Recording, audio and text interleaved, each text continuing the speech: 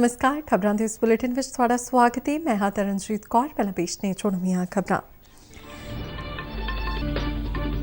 केंद्रीय खेती मंत्री नरेंद्र सिंह तोमर ने खाद की किसी भी तरह की घाट तो किया इनकार।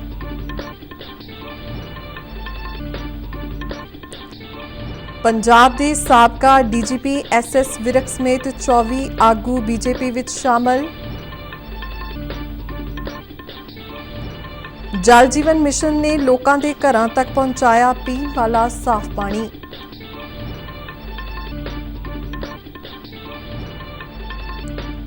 ते फाजिलका सैक्टर की आसफवाला शहीदी यादगार ते फौज ने 2 रूसी टैंक किए स्थापित।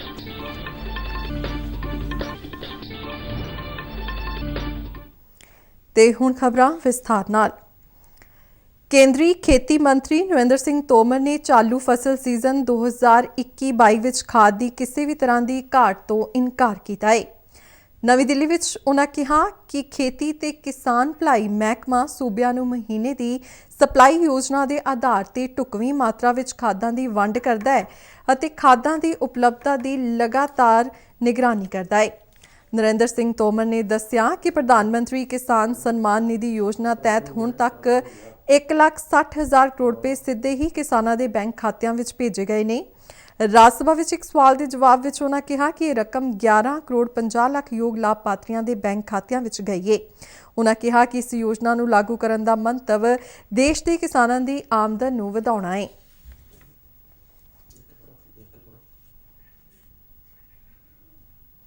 पंजाब के साबका डीजीपी SS विरक अते श्रोमणी अकाली दल के साबका विधानकार सरबजीत सिंह मक्कड़ समेत पंजाब के 24 आगू अज बीजेपी विच शामिल हो गए। नवी दिल्ली विच बीजेपी हैडकुआटर विखे हुए एक समागम दौरान उन्होंने बीजेपी की मैंबरशिप हासिल की थी। इस मौके केंद्रीय मंत्री गजेंद्र सिंह शेखावत अते केंद्रीय राज मंत्री सोम प्रकाश समेत कई होर पतवंते भी हाजिर सन। मगरों सरबजीत सिंह मक्कड़ ने कहा कि प्रधानमंत्री नरेंद्र मोदी ने अपनी सारी जिंदगी देश सेवा लई लाई है ते सारिਆਂ ਨੂੰ एकजुट किया है। पार्टी दे विच आए हैं जिस पार्टी दे नाल सारे वर्ल्ड ਨੂੰ बड़ा ਵੱਡਾ ਮਾਣ ਆ। नरेंद्र भाई जी मोदी साहब ऐसे प्राइम मिनिस्टर हैं कि जिन्होंने सारी जिंदगी देश के लिए लगाई। आदरणीय शेखावत साहब बैठे हैं, इन्होंने आज हमें इस बुलेटिन हो रहा है, इत्थे बुलेटिन हो रहा है, मान बख्शा है। इस मान की हमें बहुत खुशी है। वाजपेयी साहब का मैंने जीवन देखा था, जिन्होंने हर हिंदू सिख को एक किया था। ते नरेंद्र भाई मोदी साहब ने सबको एक करके दिखा दिया। श्रोमणी अकाली दल के प्रधान सुखबीर सिंह बादल का करीबी मन्निया जाता है।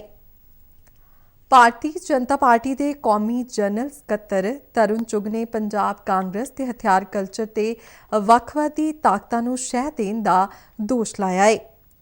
गायक सिद्धू मूसेवाला दे कांग्रेस पार्टी विच शामिल होण ते टिप्पणी करदिआं उन्होंने कहा कि इसने कांग्रेस के पंजाब नूं अस्थिर करन दे मनसूबिਆਂ ਦਾ भी पर्दाफाश कर दिता है। तरुण चुग ने कहा कि हथियार कल्चर नूं उत्साहित करन लई पंजाब पुलिस ने मूसेवाला ते मामले दर्ज कीते ने। उन्होंने कहा कि अजिहे अंसरां दी हमायत करके पंजाब कांग्रेस सूबे दे नौजवानां नूं एक गलत सुनेहा दे रही है।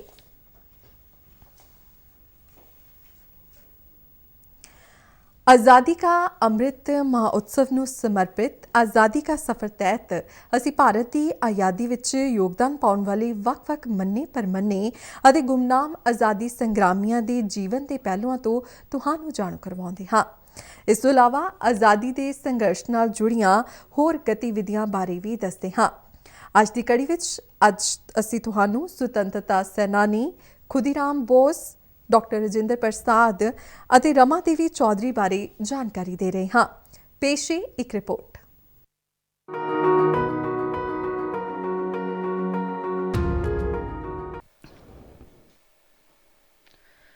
ਅੱਜ ਅਸੀਂ ਯਾਦ ਕਰ ਰਹੇ ਹਾਂ ਸਭ ਤੋਂ ਘੱਟ ਉਮਰ ਦੇ ਸੁਤੰਤਰਤਾ ਸੈਨਾਨੀਆਂ ਵਿੱਚੋਂ ਇੱਕ ਖੁਦੀਰਾਮ ਬੋਸ ਨੂੰ। ਉਹਨਾਂ ਦਾ ਜਨਮ 3 ਦਸੰਬਰ 1899 ਨੂੰ ਮਿਦਨਾਪੁਰ ਜ਼ਿਲ੍ਹੇ 'ਚ ਹੋਇਆ ਸੀ। ਖੁਦੀਰਾਮ ਬਚਪਨ ਤੋਂ ਹੀ ਕ੍ਰਾਂਤੀਕਾਰੀ ਗਤੀਵਿਧੀਆਂ ਵੱਲ ਆਕਰਸ਼ਿਤ ਸਨ ਅਤੇ ਸਿਰਫ 15 ਸਾਲ ਦੀ ਛੋਟੀ ਜਿਹੀ ਉਮਰ 'ਚ ਕ੍ਰਾਂਤੀਕਾਰੀ ਗਰੁੱਪ ਅਨੁਸ਼ੀਲਨ ਸਮਿਤੀ ਵਿੱਚ ਸ਼ਾਮਿਲ ਹੋ ਗਏ ਸਨ।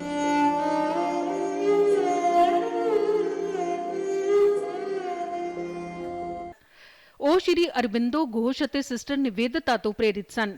ਖੁਦੀਰਾਮ ਦੀ ਜ਼ਿੰਦਗੀ ਦਾ ਫੈਸਲਾਕੁੰਨ ਪਲ 1908 ਵਿੱਚ ਉਸ ਵੇਲੇ ਆਇਆ ਜਦੋਂ ਉਹਨਾਂ ਨੂੰ ਅਤੇ ਪ੍ਰਫੁੱਲ ਚਾਕੀ ਨੂੰ ਅੰਗਰੇਜ਼ ਅਧਿਕਾਰੀ ਕਿੰਗਸਫੋਰਡ ਨੂੰ ਸਬਕ ਸਿਖਾਉਣ ਦਾ ਕੰਮ ਸੌਂਪਿਆ ਗਿਆ। ਸ਼ੁਰੂਆਤ ਵਿੱਚ ਅਦਾਲਤ ਵਿੱਚ ਬੰਬ ਸੁੱਟਣ ਦੀ ਯੋਜਨਾ ਸੀ, ਪਰ ਉੱਥੇ ਮੌਜੂਦ ਨਾਗਰਿਕਾਂ ਨੂੰ ਨੁਕਸਾਨ ਨਾ ਪਹੁੰਚੇ, ਇਸ ਲਈ ਵਿਚਾਰ ਬਦਲ ਦਿੱਤਾ ਗਿਆ। ਇਸ ਤੋਂ ਬਾਅਦ 30 ਅਪ੍ਰੈਲ 1908 ਨੂੰ ਉਹਨਾਂ ਨੇ ਉਸ ਗੱਡੀ ਤੇ ਬੰਬ ਸੁੱਟਿਆ ਜਿਸ ਵਿੱਚ ਉਹਨਾਂ ਦੇ ਵਿਚਾਰ ਅਨੁਸਾਰ ਕਿੰਗਸਫੋਰਡ ਸਵਾਰ ਸਨ, ਪਰ ਉਹ ਬਚ ਨਿਕਲੇ। ਪੁਲਿਸ ਨੇ ਬਿਹਾਰ ਦੇ ਸਮਸਤੀਪੁਰ ਜ਼ਿਲ੍ਹੇ ਦੇ ਬੈਣੀ ਰੇਲਵੇ ਸਟੇਸ਼ਨ ਤੋਂ ਖੁਦੀਰਾਮ ਨੂੰ ਗ੍ਰਿਫਤਾਰ ਕੀਤਾ, ਜਦਕਿ ਪ੍ਰਫੁੱਲ ਚਾਕੀ ਨੇ ਇਸ ਤੋਂ ਪਹਿਲਾਂ ਖੁਦ ਹੀ ਆਪਣੇ ਆਪ ਨੂੰ ਮਾਰ ਲਿਆ। ਖੁਦੀਰਾਮ ਨੂੰ ਹੱਥਕੜੀ ਲਗਾ ਕੇ ਜਦੋਂ ਮੁਜ਼ੱਫਰਪੁਰ ਥਾਣੇ 'ਚ ਲਿਆਂਦਾ ਗਿਆ ਤਾਂ ਪੂਰਾ ਸ਼ਹਿਰ ਇਸ ਨੌਜਵਾਨ ਨੂੰ ਦੇਖਣ ਲਈ ਉਮੜ ਪਿਆ।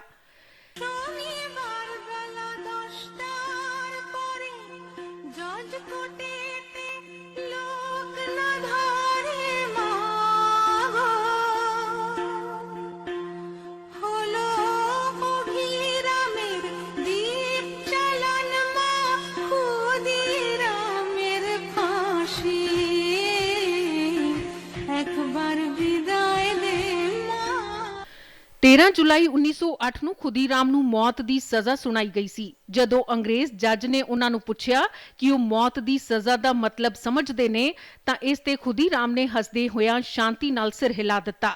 ਖੁਦੀਰਾਮ ਨੇ ਕਿਹਾ ਕਿ ਉਹਨਾਂ ਦੇ ਵਕੀਲ ਨੇ ਉਹਨਾਂ ਨੂੰ ਬੰਬ ਬਣਾਉਣ ਲਈ ਬਹੁਤ ਛੋਟਾ ਸਮਝਿਆ, ਪਰ ਅਗਰ ਉਹਨਾਂ ਨੂੰ ਫਾਂਸੀ ਦਿੱਤੇ ਜਾਣ ਤੋਂ ਪਹਿਲਾਂ ਕੁਝ ਸਮਾਂ ਦਿੱਤਾ ਜਾਵੇ ਤਾਂ ਉਹ ਜੱਜ ਨੂੰ ਵੀ ਬੰਬ ਬਣਾਉਣਾ ਸਿਖਾ ਸਕਦੇ ਨੇ। ਖੁਦੀਰਾਮ ਨੂੰ 11 ਅਗਸਤ 1908 ਨੂੰ ਫਾਂਸੀ ਦੇ ਦਿੱਤੀ ਗਈ।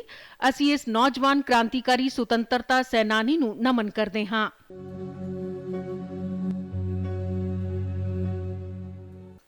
ਅੱਜ ਜਯੰਤੀ ਹੈ ਭਾਰਤੀ ਗਣਰਾਜ ਦੇ ਪਹਿਲੇ ਰਾਸ਼ਟਰਪਤੀ ਭਾਰਤ ਰਤਨ ਡਾਕਟਰ ਰਾਜਿੰਦਰ ਪ੍ਰसाद ਦੀ, ਜਿਨ੍ਹਾਂ ਦਾ ਜਨਮ 3 ਦਸੰਬਰ 1884 ਨੂੰ ਹੋਇਆ ਸੀ।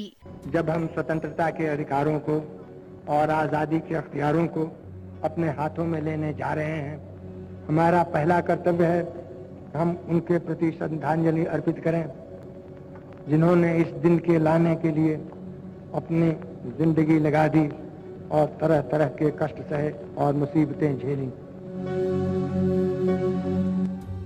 ਪਿਆਰ ਨਾਲ ਰਾਜਨ ਬਾਬੂ ਕਹੇ ਜਾਣ ਵਾਲੇ ਰਾਜਿੰਦਰ ਪ੍ਰसाद ਨੇ ਨਵ ਨਿਰਮਿਤ ਗਣਤੰਤਰ ਦੇ ਭਵਿੱਖ ਨਿਰਮਾਣ ਵਿੱਚ ਵਧੇਰੇ ਮਹੱਤਵਪੂਰਨ ਭੂਮਿਕਾ ਨਿਭਾਈ। ਉਹਨਾਂ ਨੇ ਸਾਡੇ ਦੇਸ਼ ਅਤੇ ਇਸ ਦੀ ਰਾਜਨੀਤੀ ਤੇ ਅਮਿਟ ਛਾਪ ਛੱਡੀ। ਚੰਪਾਰਨ ਸੱਤਿਆਗ੍ਰਹਿ ਦੇ ਦੌਰਾਨ ਰਾਜਿੰਦਰ ਪ੍ਰसाद ਦੀ ਮੁਲਾਕਾਤ ਮਹਾਤਮਾ ਗਾਂਧੀ ਨਾਲ ਹੋਈ ਸੀ। ਗਾਂਧੀ ਜੀ ਦੇ ਪ੍ਰਭਾਵ ਵਿਸ਼ੇਸ਼ ਤੌਰ ਤੇ ਜਾਤ ਅਤੇ ਛੂਆ-ਛਾਤ ਬਾਰੇ ਉਹਨਾਂ ਦੇ ਵਿਚਾਰਾਂ ਨੂੰ ਪ੍ਰਭਾਵਿਤ ਕੀਤਾ। ਡਾਕਟਰ ਰਾਜਿੰਦਰ ਪ੍ਰसाद ਨੇ ਨਾ ਮਿਲਵਰਤਨ ਅੰਦੋਲਨ ਵਿੱਚ ਸਰਗਰਮੀ ਨਾਲ ਹਿੱਸਾ ਲਿਆ। ਉਹਨਾਂ ਨੇ ਆਪਣੀ ਵਕਾਲਤ ਛੱਡ ਦਿੱਤੀ ਅਤੇ 1921 ਵਿੱਚ ਪਟਨਾ ਨੇੜੇ ਇੱਕ ਨੈਸ਼ਨਲ ਕਾਲਜ ਸ਼ੁਰੂ ਕੀਤਾ। ਜੁਲਾਈ 1946 ਵਿੱਚ ਜਦੋਂ ਦੇਸ਼ ਦਾ ਸੰਵਿਧਾਨ ਬਣਾਉਣ ਲਈ ਸੰਵਿਧਾਨ ਸਭਾ ਦੀ ਸਥਾਪਨਾ ਕੀਤੀ ਗਈ ਤਾਂ ਡਾਕਟਰ ਰਾਜਿੰਦਰ ਪ੍ਰसाद ਇਸ ਦੇ ਪ੍ਰਧਾਨ ਚੁਣੇ ਗਏ। हम जानते हैं कि देश में इस स्वतंत्रता प्राप्ति से जो उल्लास, जो खुशी और जो उत्साह होना चाहिए वो इसका बंटवारा हो जाने के कारण किरकिरा हो गया है। हमारा काम है कि जो हमारे साथ रह गया है उसको हम ऐसा सुंदर, सुव्यवस्थित, सुसंगठित और समुन्नत करें कि बिछड़े हुए प्रदेशों को फिर हमसे मिल जाना बहुत अधिक लाभप्रद मालूम हो। हम आशा करते हैं कि हम अपने व्यवहार से, अपनी कार्य दक्षता से उनको फिर अपनी ओर वापस ला सकेंगे। 26 जनवरी 1950 ਨੂੰ ਦੇਸ਼ ਦੇ ਪਹਿਲੇ ਰਾਸ਼ਟਰਪਤੀ ਚੁਣੇ ਗਏ। 12 ਸਾਲ ਤੱਕ ਰਾਸ਼ਟਰਪਤੀ ਦੇ ਰੂਪ 'ਚ ਕੰਮ ਕਰਨ ਤੋਂ ਬਾਅਦ ਡਾਕਟਰ ਰਾਜਿੰਦਰ ਪ੍ਰसाद 1962 ਵਿੱਚ ਸੇਵਾ ਮੁਕਤ ਹੋਏ। ਉਹਨਾਂ ਨੂੰ ਦੇਸ਼ ਦੇ ਸਰਵਉੱਚ ਨਾਗਰਿਕ ਪੁਰਸਕਾਰ ਭਾਰਤ ਰਤਨ ਨਾਲ ਸਨਮਾਨਿਤ ਕੀਤਾ ਗਿਆ ਸੀ। 28 ਫਰਵਰੀ 1963 ਨੂੰ 78 ਸਾਲ ਦੀ ਉਮਰ ਵਿੱਚ ਉਹਨਾਂ ਦਾ ਦੇਹਾਂਤ ਹੋ ਗਿਆ। ਇਸ ਮਹਾਨ ਰਾਸ਼ਟਰੀ ਨੇਤਾ ਨੂੰ ਅਸੀਂ ਨਮਨ ਕਰਦੇ ਹਾਂ।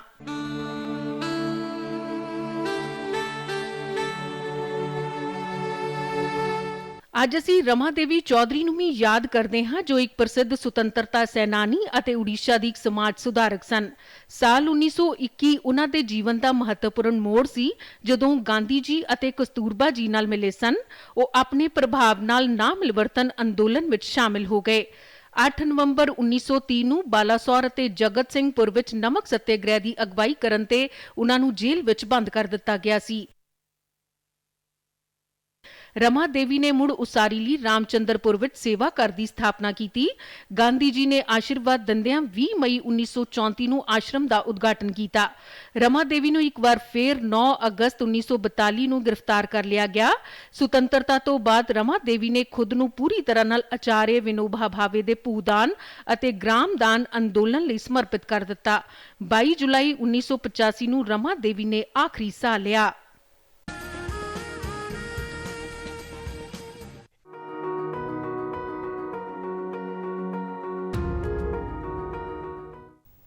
ਆਉਂਦੀਆਂ ਵਿਧਾਨ ਸਭਾ ਚੋਣਾਂ ਲਈ ਵਧਦੀਆਂ ਸਿਆਸੀ ਸਰਗਰਮੀਆਂ ਬਾਰੇ ਅੱਜ ਅਸੀਂ ਕਪੂਰਥਲਾ ਜ਼ਿਲ੍ਹੇ ਬਾਰੇ ਇੱਕ ਰਿਪੋਰਟ ਪੇਸ਼ ਕਰ ਰਹੇ ਹਾਂ।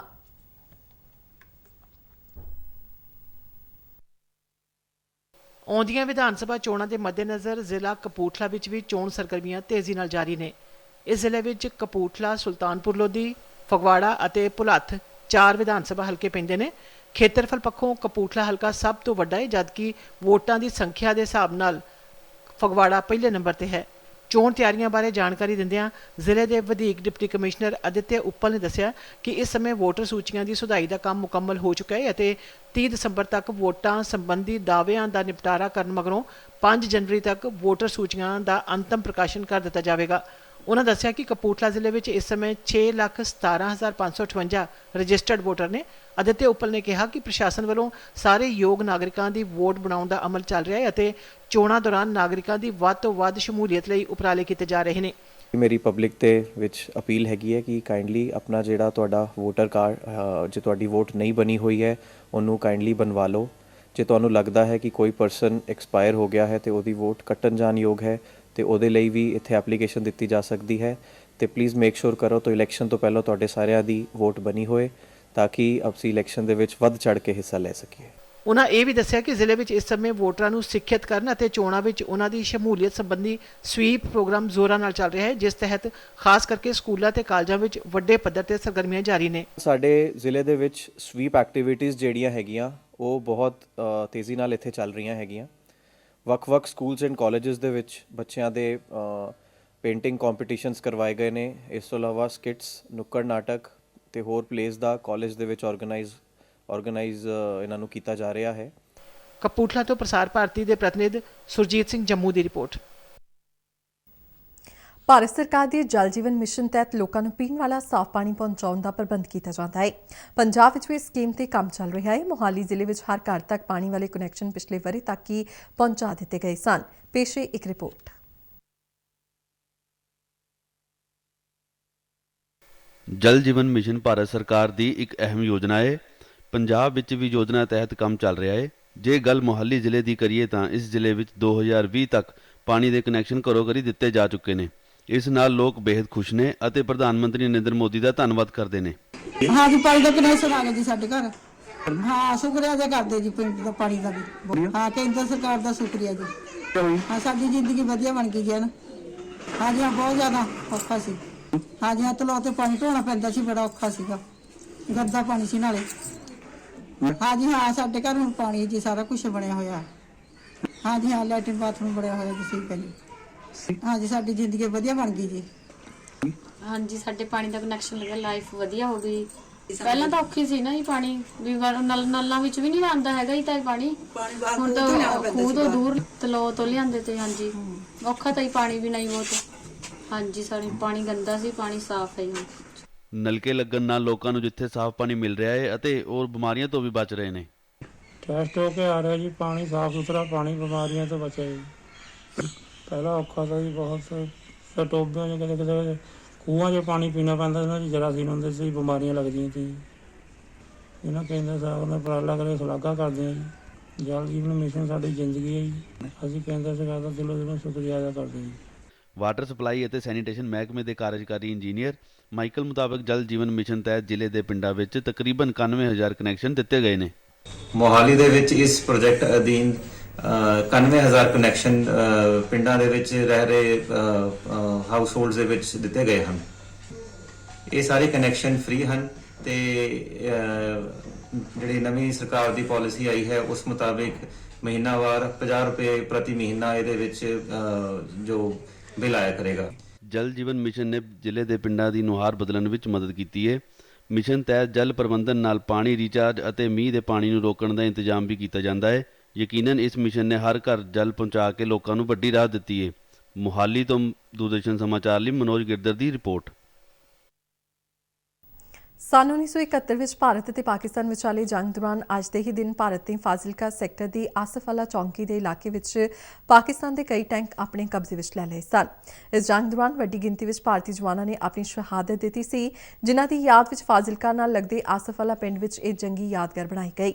ਪਾਕਿਸਤਾਨ ਨਾਲ ਸ਼ੁਰੂ ਹੋਈ ਜੰਗ ਦੇ 50 ਵਰ੍ਹੇ ਪੂਰੇ ਹੋਣ ਤੇ ਅੱਜ ਆਸਫ-ਵਾਲਾ ਚੌਂਕੀ ਤੇ ਇੱਕ ਸਮਾਰੋਹ ਕੀਤਾ ਗਿਆ। ਜੰਗੀ ਯਾਦਗਾਰ ਕਮੇਟੀ ਦੇ ਜਨਰਲ ਸਕੱਤਰ ਪ੍ਰਫੁੱਲ ਚੰਦਰ ਨਾਗਪਾਲ ਨੇ ਦੱਸਿਆ ਕਿ ਯਾਦਗਾਰ ਦੇ ਬਾਹਰ ਸਥਾਪਿਤ ਕੀਤੇ ਗਏ T-55 ਬ੍ਰਾਂਡ ਦੇ ਰੂਸੀ ਟੈਂਕ ਨੂੰ ਦੇਖ ਕੇ ਲੋਕਾਂ ਵਿੱਚ ਭਾਰੀ ਉਤਸ਼ਾਹ ਰਹਿੰਦਾ ਹੈ। ਖਬਰਾਂ ਦੇ ਬੁਲੇਟਿਨ ਸਾਡੇ ਦਰਸ਼ਕ RNU DDK ਜਲੰਧਰ ਦੇ YouTube ਚੈਨਲ, Facebook ਪੇਜ ਅਤੇ Twitter ਹੈਂਡਲ ਤੇ ਵੀ ਵੇਖ ਸਕਦੇ ਨੇ। ਤੇ ਇਸ ਦੇ ਨਾਲ ਹੀ ਖਬਰਾਂ ਦਾ ਇਹ ਬੁਲੇਟਿਨ ਖਤਮ ਹੁੰਦਾ ਹੈ। ਇਜਾਜ਼ਤ ਦਿਓ, ਨਮਸਕਾਰ। ਮੈਂ ਮਾਸਕ ਲਗਾ ਕੇ ਸਟੂਡੀਓ ਤੋਂ ਬਾਹਰ ਜਾ ਰਹੀ ਹਾਂ। ਬਾਹਰ ਜਾਣ ਵੇਲੇ ਤੁਸੀਂ ਵੀ ਮਾਸਕ ਲਗਾ ਕੇ ਜਾਓ। ਧੰਨਵਾਦ।